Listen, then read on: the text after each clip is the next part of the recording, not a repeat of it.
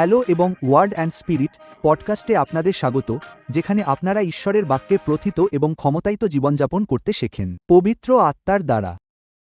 আজ আপনারা এখানে আসতে পেরেছেন বলে আমরা আনন্দিত এবং আজ আমাদের পডকাস্টে আমার যাজক হওয়ার যাত্রা এই বিষয়ের দ্বিতীয় পর্ব নিয়ে আলোচনা চালিয়ে যাব।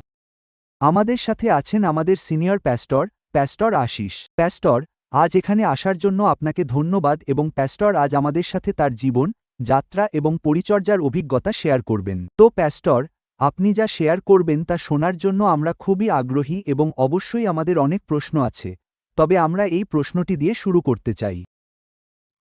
জীবনের কোন পর্যায়ে আপনি নিশ্চিতভাবে বুঝতে পেরেছিলেন বা অনুভব করেছিলেন যে আপনি যাজকীয় পরিচর্যায় আহুত? এটি কি জ্বলন্ত ঝোপের মতো কোনো ঘটনা ছিল, নাকি এটি একটি ধারাবাহিক প্রক্রিয়া ছিল যা আপনার জীবনে উন্মোচিত হয়েছিল? আপনি কি প্রস্তুত? হ্যাঁ। আমার ব্যক্তিগতভাবে মনে হয় চার্চ প্রতিষ্ঠা করার ইচ্ছা, বিশেষ করে বেঙ্গালুরুতে চার্চ প্রতিষ্ঠা করার যে আকাঙ্ক্ষা, তা আমার মনে সম্ভবত 14 বা 15 বছর বয়সেই এসেছিল। তাই আমি জানতাম যে আমি বেঙ্গালুরুতে একটি চার্চ প্রতিষ্ঠা করব, মণ্ডলী পরিচালনা করব এবং জাতির সেবা করব। কিন্তু যাজক হওয়া আসলে কি, তা কি আমি বুঝতাম? যাজকীয় কাজ আসলে কেমন হয়, সে সম্পর্কে আমার কোনো ধারণাই ছিল না। এটি ছিল সেই দর্শন বা আমার হৃদয়ের গভীরের আকাঙ্ক্ষা, একদল মানুষকে ঈশ্বরের বাক্যে প্রতিষ্ঠিত করা, তাদের যিশুর শিষ্য হিসেবে গড়ে তোলা, যদিও যাজকীয় কাজ সম্পর্কে আমার কোনো প্রকৃত জ্ঞান ছিল না।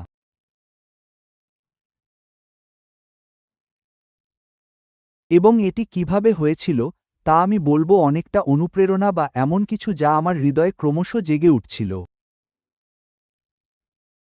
তাই এখানে নাটকীয় কিছু ছিল না, কোনো জ্বলন্ত ঝোপ বা স্বর্গদূত আমার সামনে উপস্থিত হননি। এটি ছিল এমন কিছু যা আমার হৃদয়কে শক্ত করে ধরেছিল।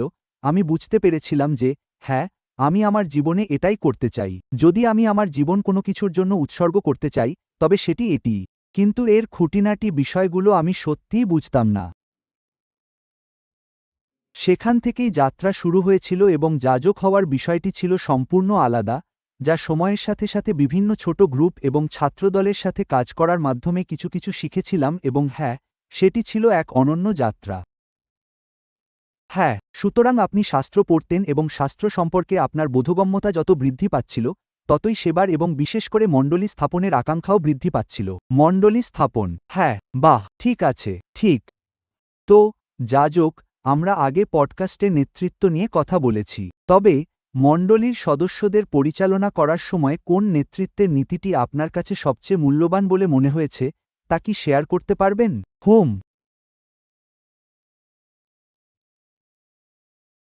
আমার মনে হয়, আপনি যদি আমাকে জিজ্ঞেস করেন কোন নীতিগুলো সবচেয়ে গুরুত্বপূর্ণ, আমি বলবো, সবার আগে হলো মানুষকে গড়ে তোলা, মানুষ গড়ার দৃষ্টিকোণ থেকে পরিচর্যা করা, ঠিক তো?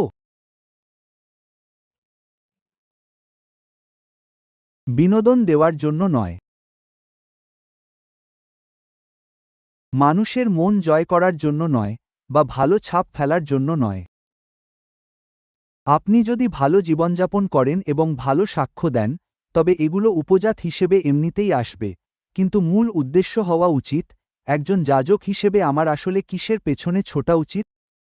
ঠিক আছে, চলুন মানুষকে গড়ে তুলি। অবশ্যই, প্রথমে তাদের আত্মিকভাবে গড়ে তুলুন, তাই আমরা যা কিছু করি, সেটির মূল প্রশ্ন হওয়া উচিত, এটি কি সত্যিই তাদের আত্মিকভাবে গড়ে তুলবে? এবং তারপর, অবশ্যই আমরা তাদের জীবন এবং পরিচর্যায় গড়ে তুলতে চাই।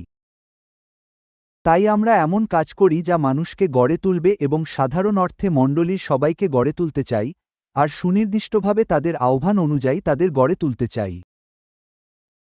তাই আমরা প্রতিটি ব্যক্তির আহ্বান শনাক্ত করার চেষ্টা করি, উৎসাহ দেই। অনেক সময় মানুষ কেবল অন্বেষণের পর্যায়ে থাকে। ঠিক আছে, সমস্যা নেই, অন্বেষণ করতে থাকুন। তাই তারা হয়তো কয়েক বছর ধরে অনেক কিছু চেষ্টা করে দেখতে পারে। এটা ঠিক আছে, তারা সেই অন্বেষণের যাত্রার মধ্য দিয়ে যাচ্ছে, তাই তাদের অন্বেষণ করতে দিন। তবে আমাদের দৃষ্টিভঙ্গি হল মানুষকে গড়ে তোলা। আর অবশ্যই, মানুষ গড়ে তোলার মধ্যে অনেক বিষয় অন্তর্ভুক্ত থাকে, তাদের প্রকৃত আহ্বান আবিষ্কারে সাহায্য করা, পথ দেখানো, কখনো কখনো সংশোধন করা। এই সব কিছুই মানুষ গড়ে তোলার অংশ, যা সহজ কাজ নয়, তবে আমাদের উদ্দেশ্য যদি সঠিক থাকে তবে আমরা মানুষকে গড়ে তোলার কাজ চালিয়ে যাই। হ্যাঁ, ঠিক। যাজক, আপনি প্রায়শই উৎকর্ষ বা শ্রেষ্ঠত্বের কথা বলেন। প্রভুর সেবা শ্রেষ্ঠত্বের সাথে করতে আপনাকে কি অনুপ্রাণিত করে? পরিচর্যার সবকিছুই শ্রেষ্ঠত্বের সাথে করুন এবং আশেপাশের মানুষদেরও একইভাবে উৎসাহিত করুন। তাই আপনি যদি অনুগ্রহ করে আপনার মতামত জানাতেন। আমি যেভাবে দেখি তা হল, শ্রেষ্ঠত্ব ঈশ্বরকে মহিমান্বিত করে, তাই না? সুতরাং আসুন আমরা সেদিকেই এগিয়ে যাই। আমি এটা বলছি না যে আমরা সবসময় তা করি। আমরা সবাই কমবেশি ভুল করে ফেলি। কিন্তু আমরা জানি যে আমরা আমাদের সেরাটা দিতে চাই যাতে ঈশ্বর মহিমান্বিত হন। সেটাই আমাদের প্রেরণা। তাই আমরা চেষ্টা করি, আমরা যা কিছু করি তাতে আমরা দেখি যে আমরা সত্যিই আমাদের সেরাটা দিচ্ছি কিনা।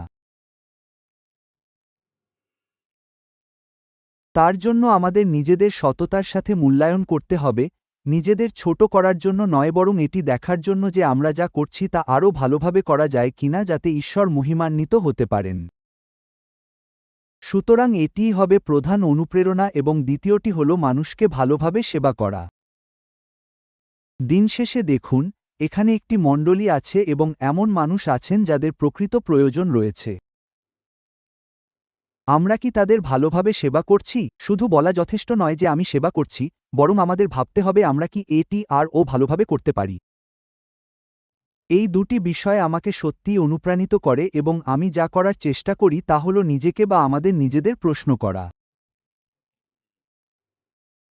এটি কি সত্যিই এমনভাবে করা হচ্ছে যা ঈশ্বরকে মহিমান্বিত করে এবং মানুষের সেবা সঠিকভাবে করছে? ব্যবসায়িক ক্ষেত্রে আমরা বলি, নিজেদের গ্রাহকের জায়গায় রেখে দেখুন। যেমন, আপনি যদি অন্য পাশে থাকতেন, তবে আপনি আপনার জন্য কি আশা করতেন? আপনি যদি মণ্ডলীর একজন সদস্য হন, সাহায্যের জন্য যোগাযোগ করার সময় বা সম্প্রদায়ের অংশ হিসেবে, যখন যাজক ধর্মোপদেশ দিচ্ছেন বা আপনি উপাসনায় অংশ নিচ্ছেন, তখন মণ্ডলীর সদস্য হিসেবে আপনি কি দেখছেন? সুতরাং, আমরা কি এটি আর ও ভালোভাবে করতে পারি? এই দুটি বিষয় আমাকে এগিয়ে যেতে এবং আমার আশেপাশের অন্যদের অনুপ্রাণিত করতে সাহায্য করে, যেন আমরা বলি, আসুন চেষ্টা করি।